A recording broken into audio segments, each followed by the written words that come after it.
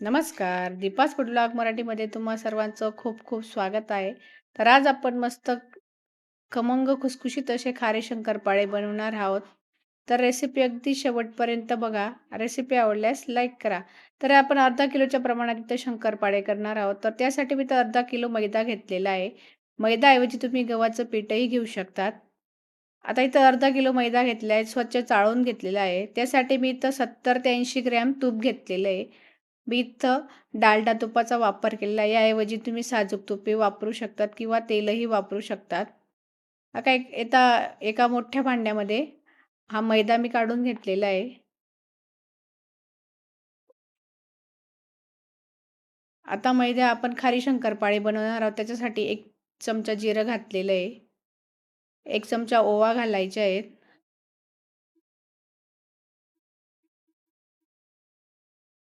तुम्हाला जर तिखट शंकरपाळी बनवायची असेल तर तुम्ही याच्यात लाल मिरची पावडरही घालू शकतात. आता इथं थोडीशी कसुरी मेथी घेतलेली आहे. कसुरी मेथीमुळे छान अशी आपल्या शंकरपाळ्याला चव येते. तुम्ही अगदी चहासोबत खाऊ शकतात. आता इथं चवीनुसार मीठ घालायचं आहे. आता जे आपण तूप घेतलेलं होतं ते छान कडकडीत असं गरम करून घ्यायचं आहे आणि मस्त याला आपण छान असं आपण याच्यावर टाकून घेणार आहोत. मोहन घालायचं आहे तुपाचं. एवढ्या तुपामध्ये अगदी खुसखुशीत असे आपल्या इथं खारी शंकरपाळे तयार होतात. घरात लहानांपासून तर मोठ्यांपर्यंत सर्वांना आवडणारी अशी रेसिपी आहे. एकदा नक्की ट्राय करा. आता गरम आहे म्हणून मी इथं उलथाण्यानेच हे व्यवस्थित कालवून घेते.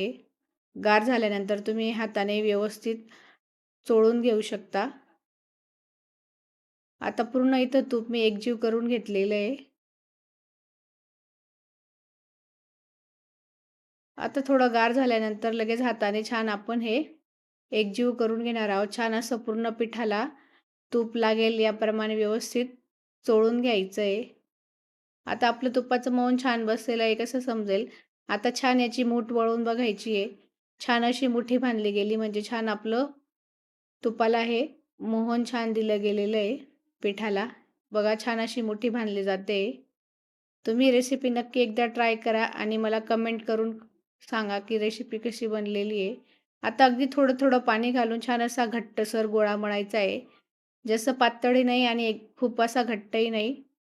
मध्यम असा गोळा मळायचा आहे. जास्त पातळ जर झालं मग शंकरपाळी कडक होतात आणि अगदीच घट्ट जर केलं तर मग असे शंकरपाळींना असे फोडं येतात. छान असा आता घट्टसर इथं आपण गोळा मळून घेणार आहोत. तर व्हिडिओत दाखवल्याप्रमाणे तुम्ही रेसिपी नक्की ट्राय करा. आता मी तो गोळा मळून घेतलेला आहे. आता आपण याला 15 मिनिटासाठी असंच झाकून ठेवणार आहोत. 15 मिनिटं असंच रेस्ट करू द्यायचं याला. आता इथं 15 मिनिटं झालेले आहेत. आपलं पीठ छान असं मुरलेलं आहे. आता लगेच आपण याची शंकरपाळी लाटून घेणार आहोत. अगदी स्टेप बाय स्टेप आपण इथं खारी शंकरपाळी बनवतोय. अगदी no फेल अशी रेसिपी आहे. तर आता छान याला पिठाचा गोळा छान असा मळून घ्यायचा आहे. याला वरून अजिबात तेल तुपाचा हात लावायची गरज नाही. आपण जे तुपाचं मोहन घातलेलं आहे, याच्यातच छान असं आपलं हे पीठ तयार झालेलं आहे. तर आता तुमचं जेवढं पोळपाट असेल तेवढा तुम्ही उंडा घ्यायचा आहे आणि त्यानुसारच आपण पाऱ्या लाटून घेणार आहोत.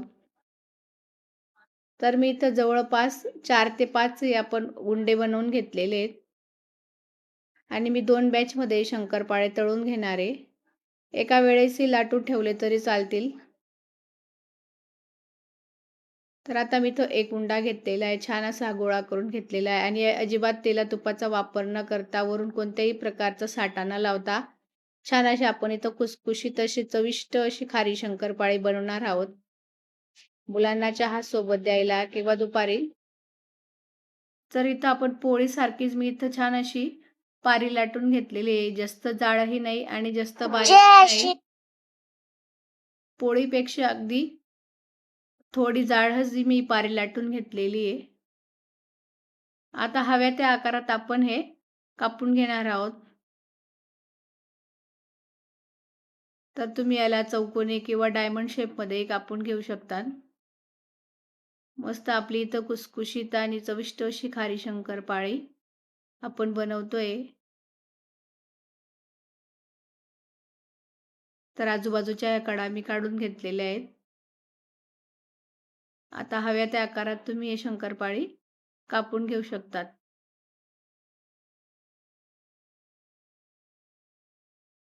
तर मी तर लांबट अशी शंकरपाळी कापून घेणार आहे, म्हणजे खातानाही हातात पटकन येतात, अगदी काडीसारख्या. तर मी एका वेळेस 2 तळतानाही मी एका वेळेस 2 पारींचे शंकरपाळे लाटून घेते आणि मग ते तळून घेते. म्हणजे आपला वेळही वाचतो आणि गॅसची बचतही होते.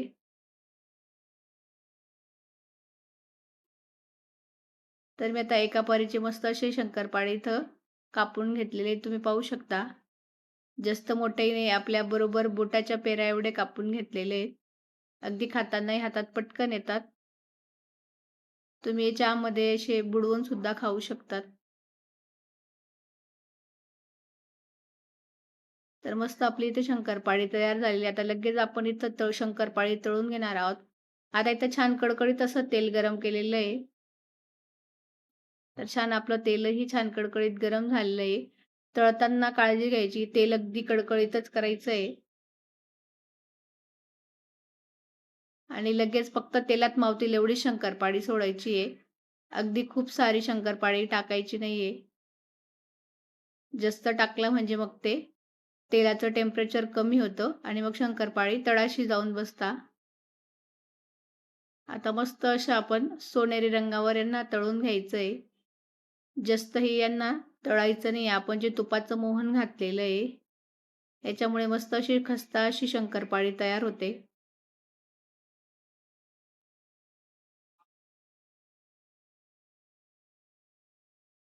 छान अशा सोनेरी रंगावर आपण ही शंकरपाळी आता तळून घेणार आहोत.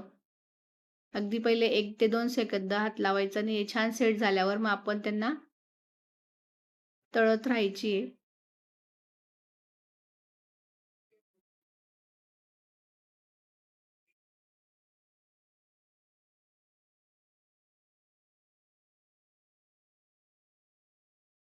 जर तुम्ही recipe step by step follow केली तर अगदी 100% तुमची रेसिपी अगदी परफेक्ट होणार आहे. आणि जर तुम्ही इथपर्यंत व्हिडिओ पाहता झाला असाल तर व्हिडिओला एक लाईक नक्की करा. आणि तुम्ही लगेच ही रेसिपी ट्राय करून मला कमेंट करून सांगा कशी वाटली रेसिपी आणि तुमची कशी बनली. तर छान असं आता इथं गोल्डन ब्राउन रंगावर मी तळून घेतलेले शंकरपाळे. जास्तही तळायचे नाहीयेत. आता याच्यात आपली कुकिंग प्रोसेस ही चालू असते. बाहेर काढल्यानंतर याचा अजून थोडासा रंग चेंज होणार आहे, म्हणून याच रंगावर छान अशी शंकरपाळी इथं तळून घेतली. आता मी अशा चाळणमध्ये काढून घेतलेले, जे आपलं एक्स्ट्राचं जे काही तेल असेल, खाली ताट वगैरे ठेवायचं आहे. त्याच्यामध्ये तेल निथळून जातं. पण अगदी शंकरपाळी जराही तेलकट नाही होत. अगदी छान खुसखुशीत अशी शंकरपाळी होतात. तर याचप्रमाणे मी सर्व शंकरपाळी तळून घेतलेली आहे. तर तुम्ही पाहू शकता मस्त अगदी खस्ता अशी आपली शंकरपाळी इथं तयार झालेली आहे. तर तुम्हाला आजची रेसिपी कशी वाटली? रेसिपी जर आवडली असेल तर रेसिपीला एक लाईक नक्की करा. आणि जर तुम्ही चॅनलवर नवीन असाल तर चॅनलला सबस्क्राईब करा आणि मला एक छानशी कमेंट करा. तुमची कमेंट केल्यामुळे किंवा वाचल्यामुळे मला अजून नवीन व्हिडिओ करण्याची प्रेरणा भेटते. आणि चॅनलला सबस्क्राईब करणं हे पूर्ण मोफत आहे. याला कुठल्याही प्रकारचे चार्जेस लागत नाही. म्हणून माझ्या मैत्रिणींना एक निवेदन आहे, की चॅनलला प्लीज सबस्क्राईब करा आणि जर तुम्ही व्हिडिओ इथपर्यंत पाहत आले असाल, तर एक लाईक नक्की करा. भेटूया अशा नवीन व्हिडिओसोबत.